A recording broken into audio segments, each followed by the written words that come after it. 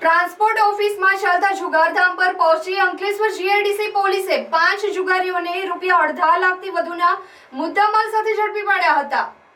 Ankleshwar GIDC police મથક દ્વારા જુગારખાના સામે સતત પગલાં લેવામાં આવી રહ્યા છે। Police inspector આર.એસ. વાળાના માર્ગદર્શન હેઠળ સર્વેલન્સ સ્ટાફના પોલીસ સબ ઇન્સ્પેક્ટર આર.એ. અવરાર તથા પોલીસ સ્ટાફ પેટ્રોલિંગમાં હતો તે દરમિયાન ગુપ્ત બાતમી મળી હતી કે કોસંબડી ગામની સ્ટાર રેસિડેન્સી દુકાન number FF05 Shriram tempo service નામની ટ્રાન્સપોર્ટ ઓફિસમાં જયવંત પાટીલ કેટલાક ઈસમોને ભેગા કરી પત્તાપાનાનો જુગાર રમાડ્યો છે। બાતમીના આધારે પોલીસે સ્થળ પર અચાનક દરોડા પાડી પહોંચતા ત્યાં હાજર 5 જુગારીઓ રંગે હાથે ઝડપાઈ ગયા હતા।